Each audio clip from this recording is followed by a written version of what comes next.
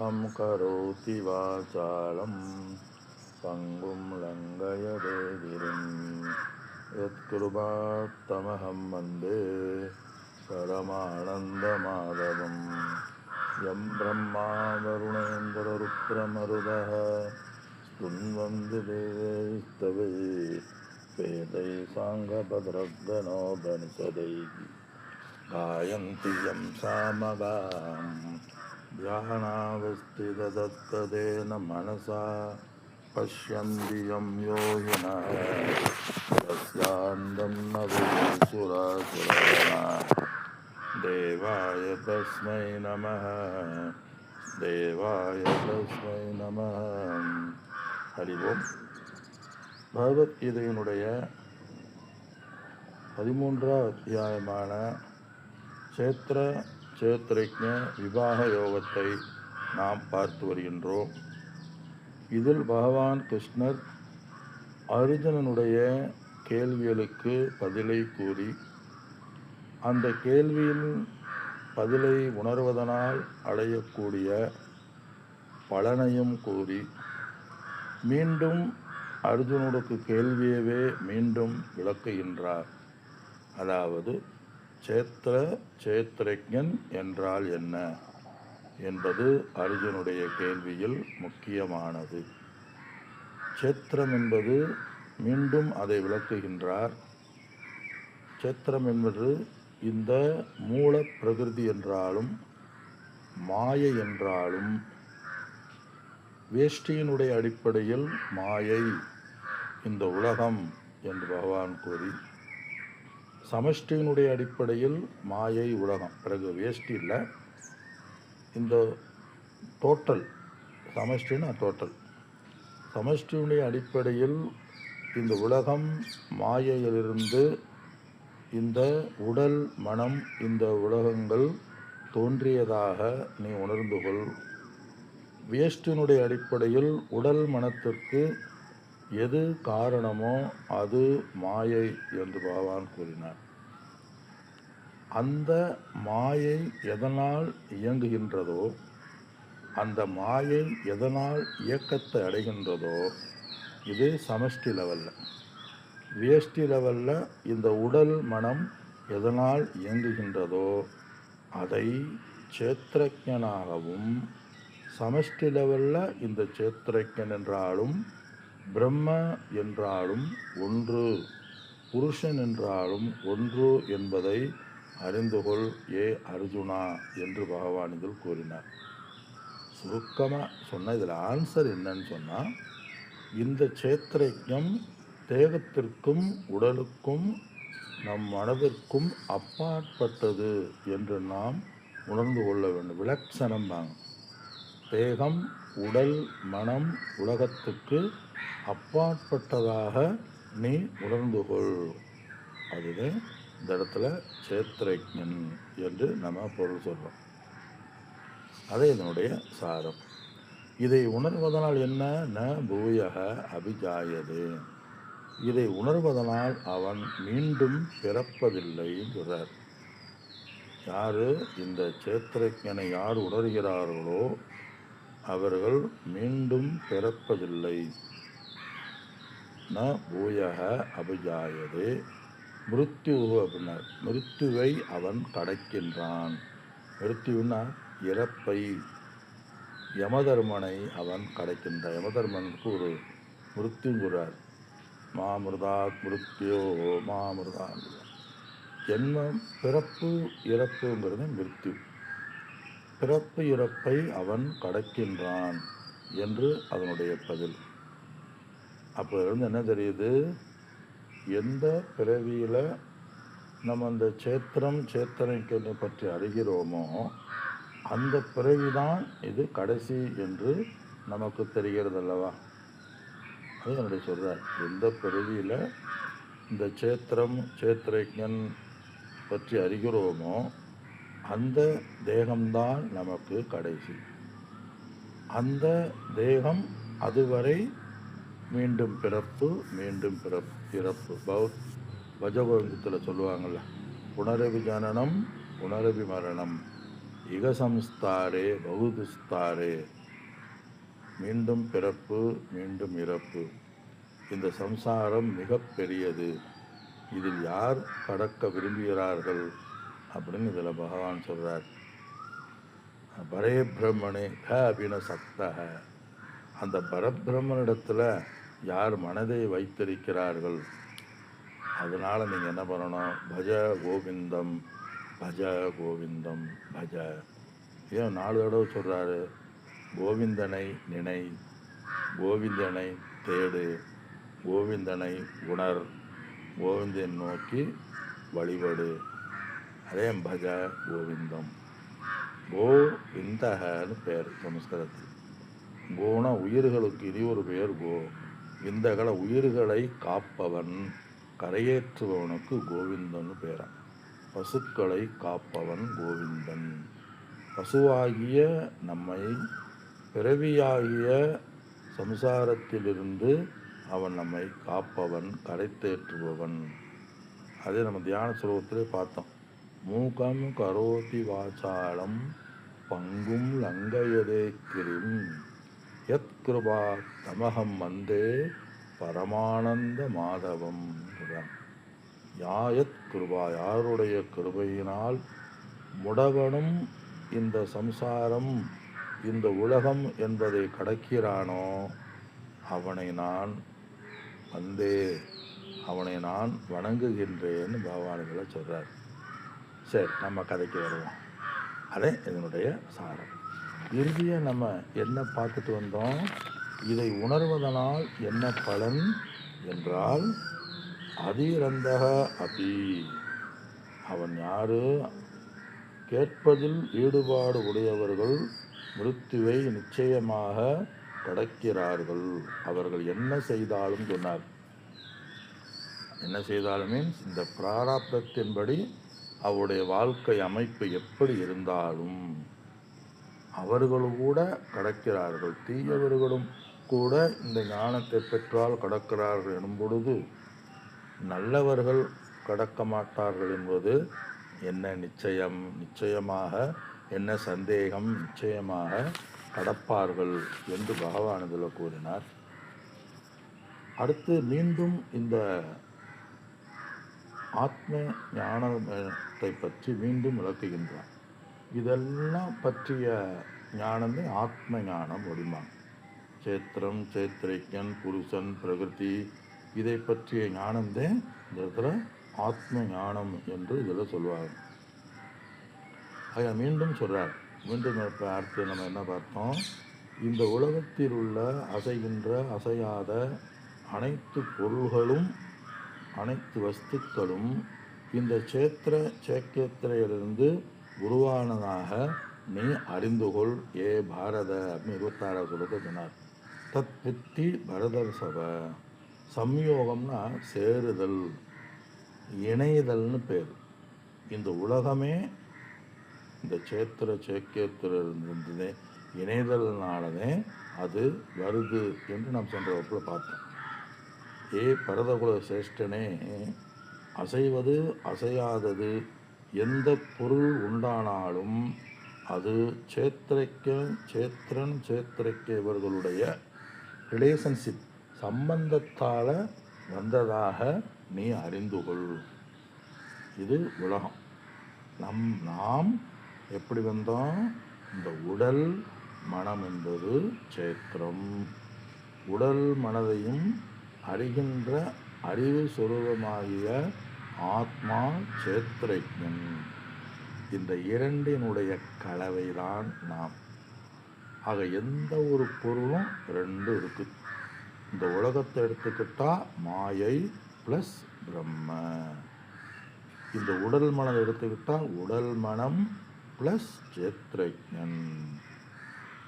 கயிறை எடுத்துக்கிட்டால் கயிறு பாம்பு, இது சம்பந்தத்தை குறிக்குது. பானை எடுத்துக்கிட்டால் பானை களிமண். மரத்தை எடுத்துக்கிட்டால் மரம் விதை.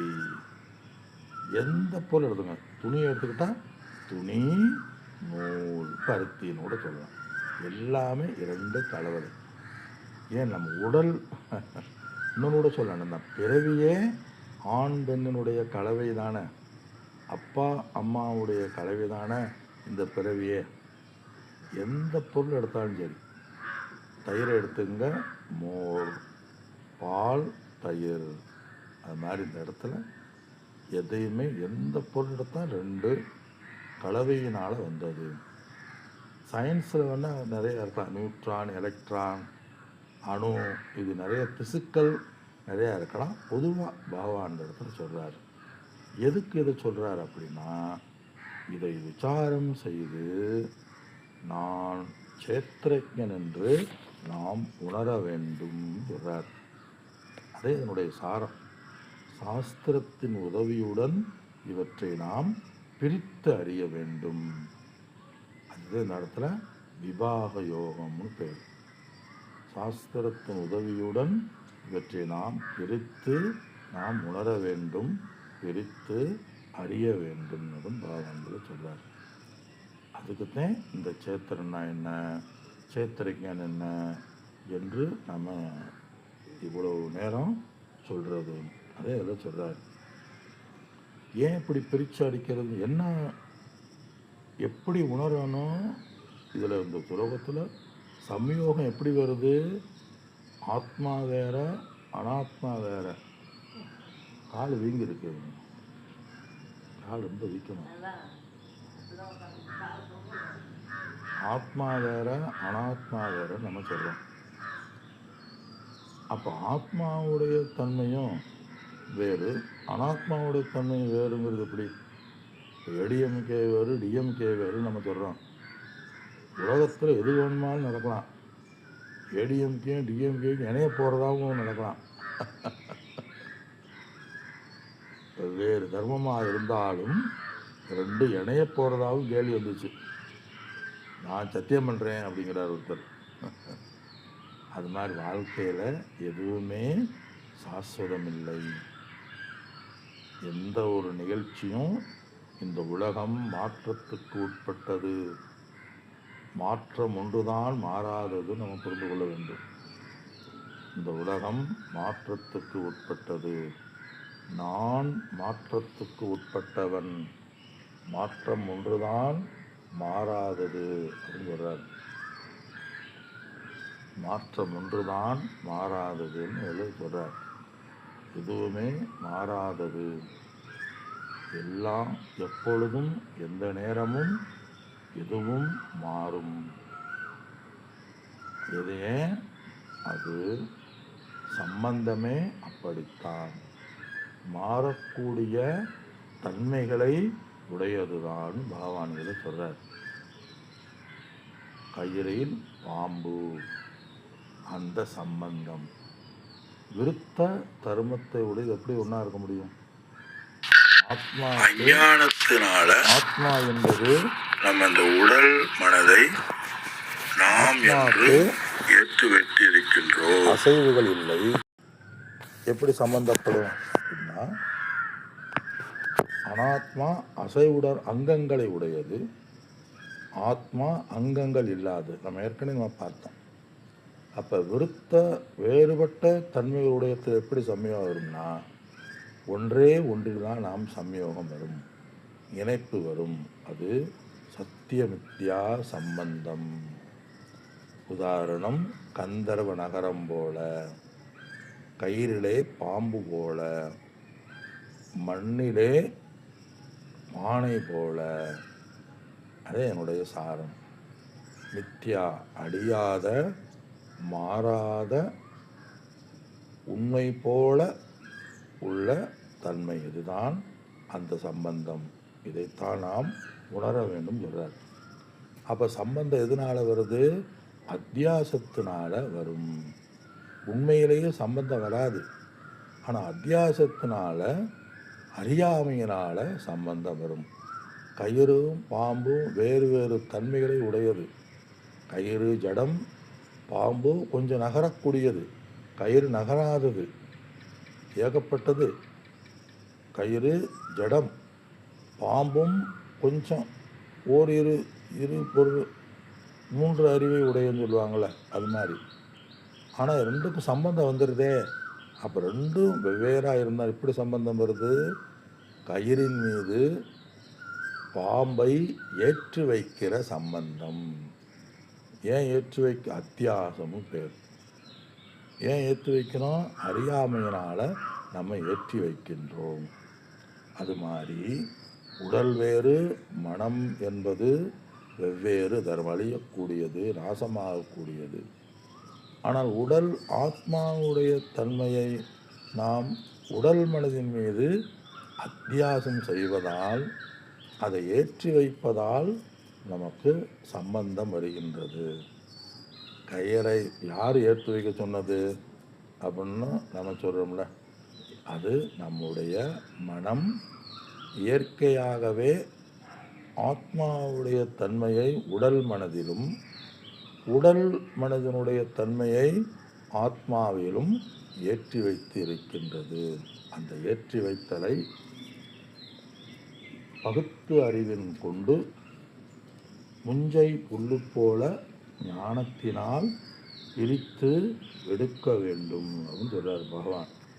அது என்னுடைய சாரம். உடல் மனதில் வைத்து நான் எனும் பொழுது அந்த இருப்பு உடலை சேர்ந்தது இல்லை, அந்த அறிவு உடலை சேர்ந்தது அல்ல.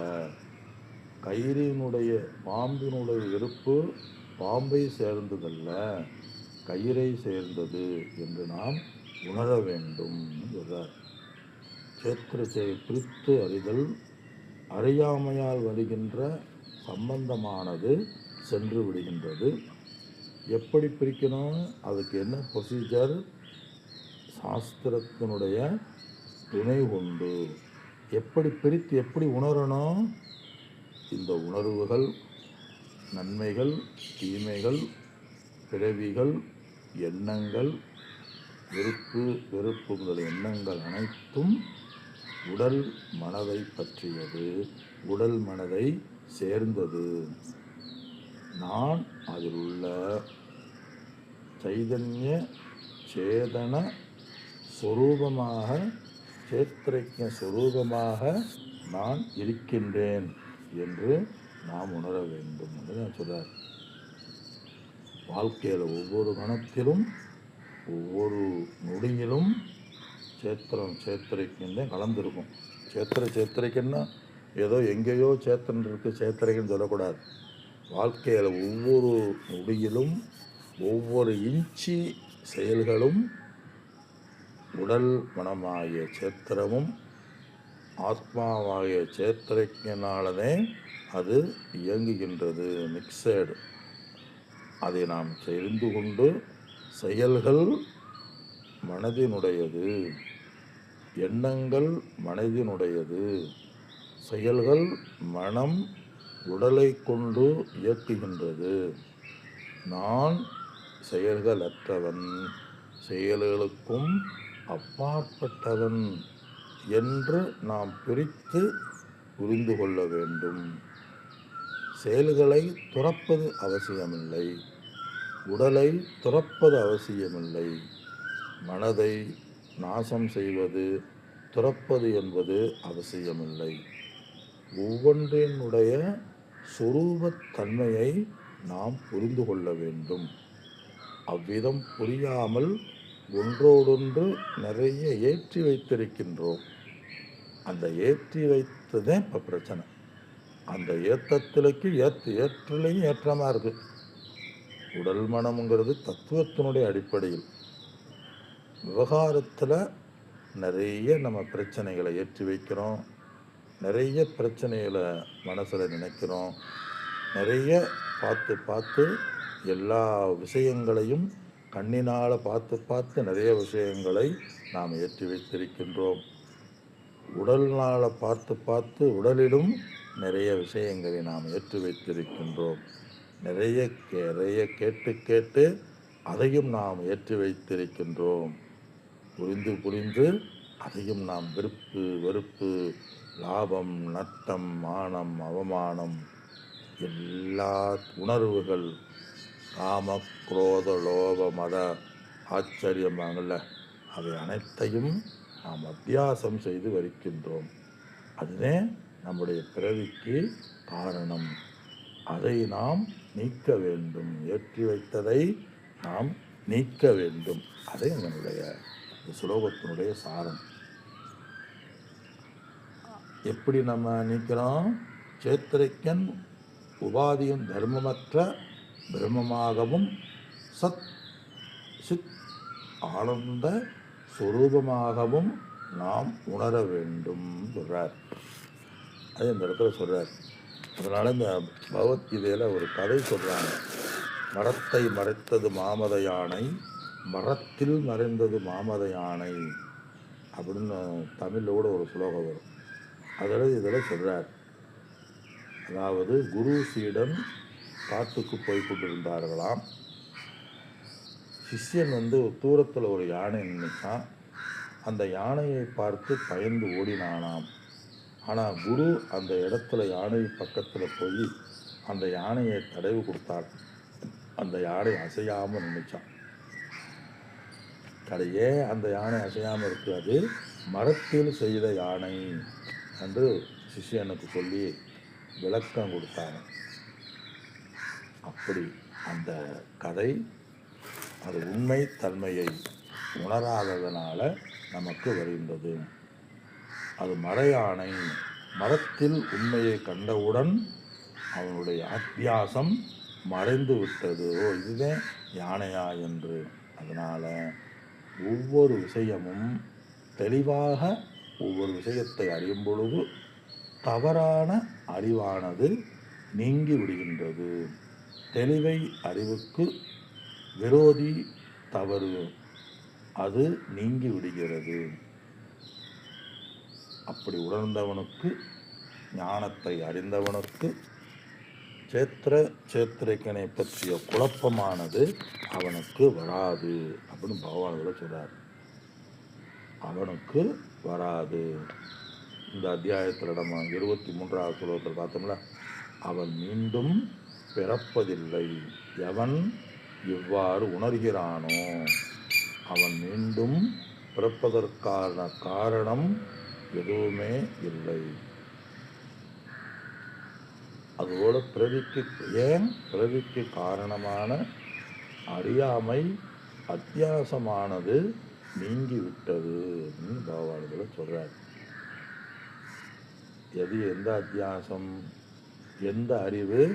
அந்த ஞானத்தை பற்றி, அந்த ஞானம் எப்படிப்பட்ட ஞானத்தினால நீ பிறவியை நீக்க வேண்டும், எப்படிப்பட்ட ஞானம் தவறானதை நீக்குகின்றது, எப்படிப்பட்ட ஞானம் சரியான ஞானம்? 27வது ஸ்லோகத்தில் சொல்றார். சமம் சர்வேஷு பூதேஷு, சமம் சர்வேஷு பூதேஷு திஷ்டந்தம் பரமேஸ்வரம், திஷ்டந்தம் பரமேஸ்வரம் வினஷ்யதிஸ்வ வினஷ்யத்தம், வினஷ்யதிஸ்வ வினஷ்யந்தம் யப்பஷ்யதி ச பஷ்யதி, யப்பஷ்யதி ச பஷ்யதி. சமம் சர்வேஷு பூதேஷு, எல்லா பொருள்களிலும் நிலை பெற்று இருப்பவரும். சர்வேஷு பூதேஷுனா எல்லா பொருள்களிலும். சமம் சமமாக எவன் பார்க்கின்றானோ, எதை பார்க்கின்றான்? திஷ்டந்தம் பரமேஸ்வரம், அந்த பரமேஸ்வரனை எவன் பார்க்கின்றானோ, எல்லா பொருள்களிலும் திஷ்டந்தம் நிலை பெற்று இருப்பவனும்,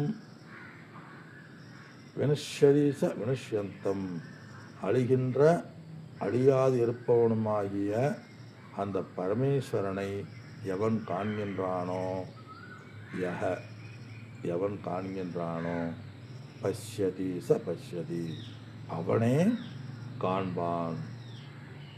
பார்க்கும் இடமெங்கும் நீக்கமர நிறைகின்ற அந்த பரிபூர்ணமான